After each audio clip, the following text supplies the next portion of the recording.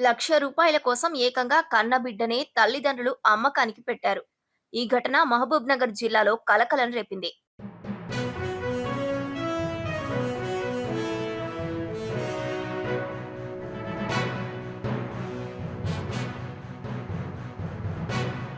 SI Vijay Kumar తెలిపిన వివరాల ప్రకారం మహబూబ్‌నగర్ రూరల్ మండలం తెలుగుగూడెం గ్రామానికి చెందిన కేశవులు, నీలమ్మకు ఇప్పటికే ఒక కూతురు, ఇద్దరు కొడుకులు ఉన్నారు. గత నెల 16న మహబూబ్‌నగర్ ప్రభుత్వ ఆస్పత్రిలో 4గో సంతానంగా మగ శిశువు జన్మించాడు. అయితే ఈ నెల 13వ తేదీన ఓ టీకా వేయడానికి ఇంటికి వెళ్లిన స్థానిక ఆస్పత్రి సిబ్బందికి శిశువు కనిపించలేదు. సర్పంచ్, ఇతర పెద్దలు తల్లిదండ్రులను శిశువు గురించి ప్రశ్నించగా చనిపోయాడని వారు సమాధానమిచ్చారు.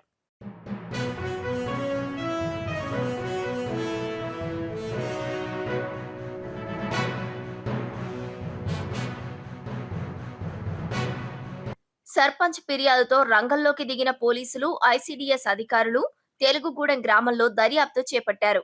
శిశువు తల్లిదండ్రులను ఐసీడీఎస్ అధికారులు తమ కార్యాలయానికి తీసుకెళ్లి విచారించగా శిశువును విక్రయించినట్లు వారు అంగీకరించారు.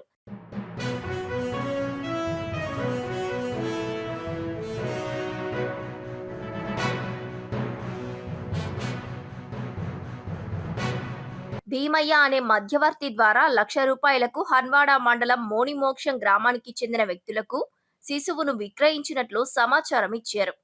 దీంతో ఐసీడీఎస్ అధికారులు, పోలీసులు కేసు నమోదు చేసుకుని శిశువును స్వాధీనం చేసుకున్నారు.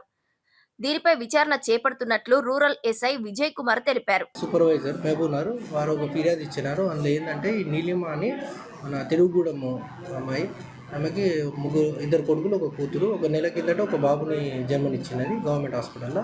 అంటే ఆమె ఆర్థిక పరిస్థితి వాళ్ళ ఆసరా తీసుకొని భూత్పూర్ మండల్ మన భీమయ్య అని అతను ఆమెతోటి మంచిగా చేసుకొని అలా బాబుని విక్రయించింది. ₹1,00,000 ఇచ్చి విక్రయించేసి అదే బాబుని మునిమోక్షం తరుణ్ అనే వారికి అమ్మడం జరిగింది. ఇటు విషయము వాళ్ళ తెలుగుగూడెం గ్రామ సర్పంచ్ ఉషనయ్య వాళ్ళ ఐసీడీఎస్ వాళ్ళకి ఫిర్యాదు చేయగా వాళ్ళు విచారించేసి ఈరోజు అట్టి బాబుని రెస్క్యూ చేసి సిడబ్ల్యూసీ దగ్గర ప్రొడ్యూస్ చేసి వాళ్ళ ఆదేశాల అనుసారం కూడా అయినది.